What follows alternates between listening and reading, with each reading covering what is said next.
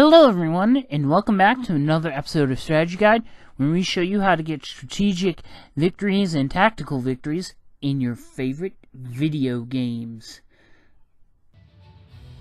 Welcome back, everyone, to I think part 3 of Age of Conquest 4 Strategy Guide. In this one, I am going to help our allies. They lost a few territories as well. So what I'm going to do, I almost clicked on that and that would have been bad. That would have ended our relations. And I don't want to do that. So what I'm going to do is I'm going to offer help to them. And I'm going to offer them 35 gold. And we'll see what happens from there. Okay.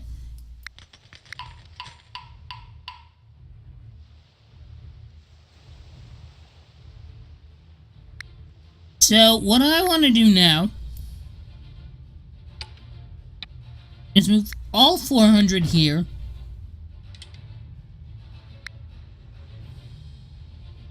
I'm going to make another 400 here. And, like I said, we're going to go after the Greeks this time.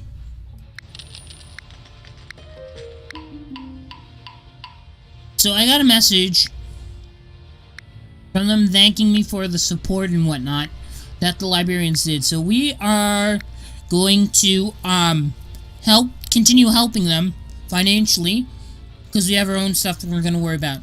Okay, so Greeks are at war with some of our allies, as we can just look by looking at the map. They're at war with the Roman Empire, Thrace, and they have an alliance with the Barbars. Now, the Barbars tried to ask me for an alliance, but I didn't like it because they're currently at war with my allies, which are the Liberians, which are purple, and the Romans, which are more of a maroonish, bright reddish color. Whereas I'm just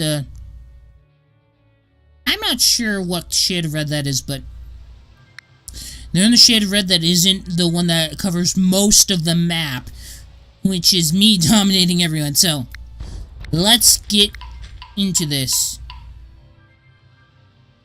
Okay, now my allies, the Romans, just declared war on them. Oh my god. So, I'm pretty much gonna be asked by two of my allies. Either Thrace or the Romans are going to ask me to join my war against them. But they have the option to see who I have diplomacies with. They know that I ain't gonna... And this is one that I sort of guess I do have to stand with. Join my war against Carthage. The Barbars have asked me a second time for an alliance. I'm going to reject that. You are currently at war with my allies. Carthage, I guess, will that be minus 18? That's cutting it a little bit close to being unhappy, which is like under 60%, and I'm at 79, so I don't want to do that. Okay. Although I do have control of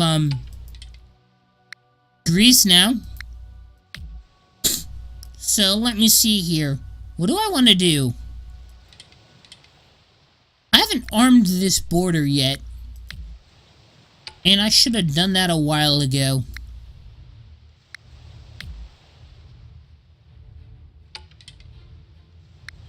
This is where my king lives. I should have that more protected, but usually it's been there by people who are neutral or not at war with me. I'm gonna just start arming all of my land borders. Okay. So, now I have a lot more happiness. I should be able to go to war with the Barbars and free them from my allies. And that's going to be the goal of today.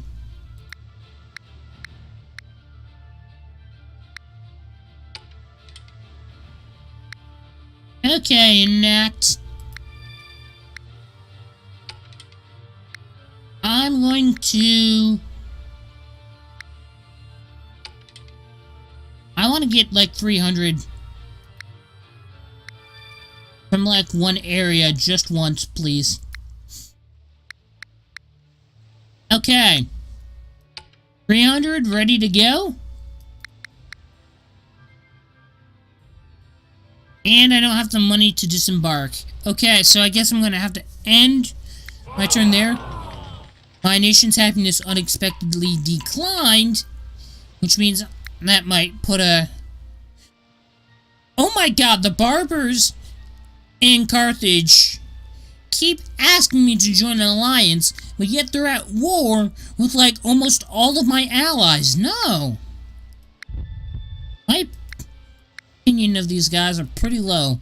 They're dumb. They're like, hey, I know I'm at war with your allies, but you want to be in an alliance? Like, that's how... Like, look at this. I could go to anyone and see who they're allianced with or at war with. I was actually in an alliance with Rome and Thrace before they started to go at each other's throats, so that's not my problem. But come on! Seriously, though?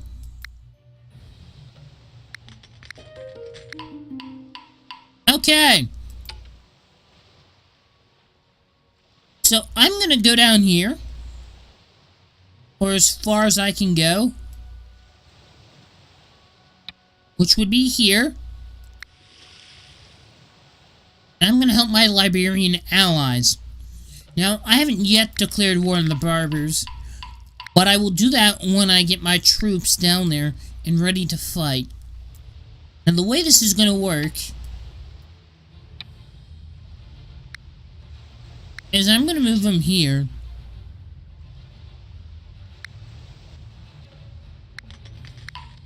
And try and get the element of surprise. Now, one of the main reasons why I don't build them here or here, and that they're close enough to these other islands that people can see, oh, they're building a navy here, kind of deal. Now, water is like more or less an open territory. I can go buy them. Like, I can go buy my barbers here because I'm not at war with them. But if I were to move my units onto their tile, I wouldn't attack them either unless I was at war with them. So that's the thing that happens. So now what I'm going to do is that area is fortified, and it'd be easier if I were to raid this area here and set up my own base. So I've taken them by surprise, and I'm just going to shove a bunch of troops up here, and they pretty much really can't defend that area or do much about it. So, next turn, I'm going to get more troops because, of course, they want to... Because this is my only foothold on this area. And I want to make sure that I intend to hold this area for a while. I want to get exactly 600. I want to have 300 defending each area until I feel comfortable having less troops there. Like these are my only two territories. And when I get more, I'll take care of that as we go along. Okay. So, I'm now going to send 300 units down here. As you get farther into the game, the amount of units you usually use per an engagement usually increases. So, what I'm going to do here is I can see how many enemies they have. So I'm going to increase this so that I have more enemies than... more troops than them. And that's pretty much what I'm going to do right now. I guess that's the best thing I can do at the moment. And I'm just going to go ahead and take this territory from the barbers as well. They declared war on my allies, so... I found out where their leader is. Right now I'm going to fortify this area. I'm actually going to fortify this area as well. No, I do not want to pillage any of my own villages.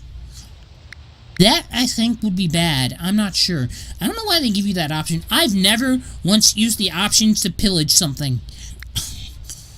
I will be straightforward with you guys. I do not know what that function does, but I know enough to make a strategy that works. I'm pretty much going to end my turn here. And they were surprised by the alarming number of troops that I had. Okay, I'm going to move all of this here.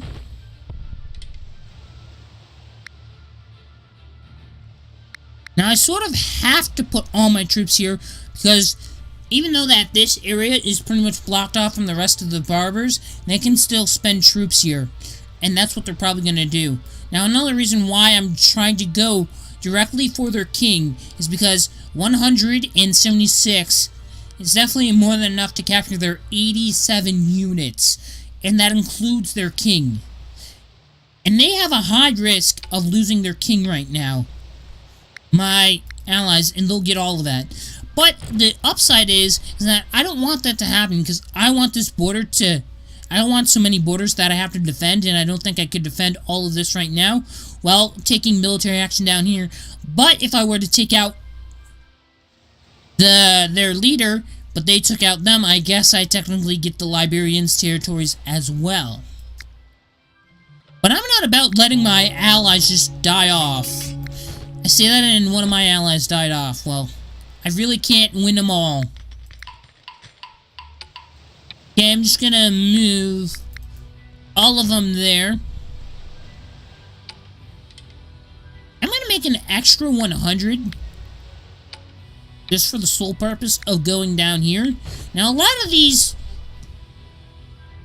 cities and whatnot right here don't have a whole lot of population, so getting troops in them is usually going to be our daunting task. It's very hard to do. So what I do is you look for the cities that are much bigger, like the ones here or here. Just buy 300, send like 100 there, 100 there, 100 there, or how many ever you need. So now, I'm going to hopefully finish off the barbers. That means I get a bunch of stuff that they have. The Romans just declared war on the Persians. Great.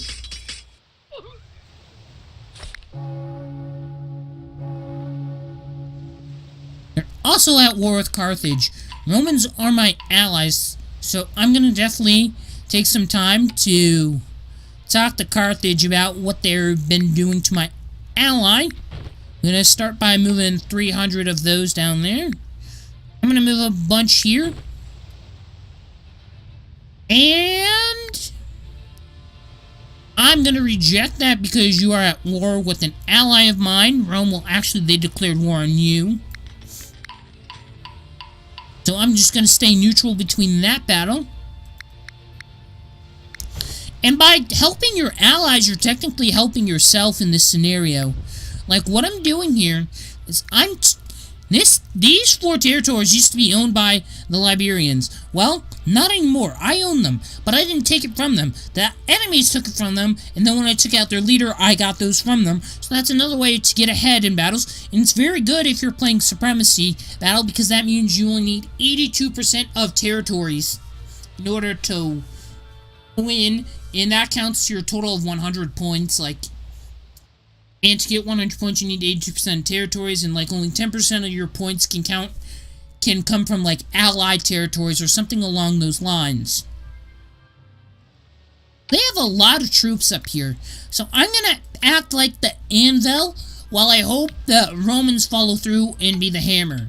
I'm gonna make an anvil that's so heavy they can't move it. Say a bunch of troops. So they really can't, with their 145, would not be able to take out this, nor this group of troops. Hopefully, my Roman allies be the hammer and pound the crap out of northern Italy here, and they can get it back for themselves, because it's technically theirs. I guess they didn't actually start out with all of Italy being theirs, historically speaking, but, they've had it for a pretty good period of time in the game. Another thing to do is when you're attacking people, or going after mainly the leaders, attacking territories next to them is usually good, because if they declare war, they know your main priority is going for their leader, and they'll probably move it somewhere else so that you don't get their leader that turn.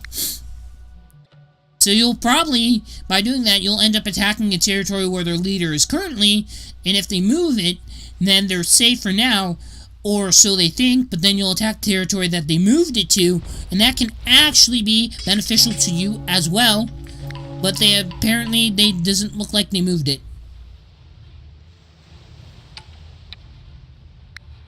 Which means I now have all of Carthage. I have all of Carthage.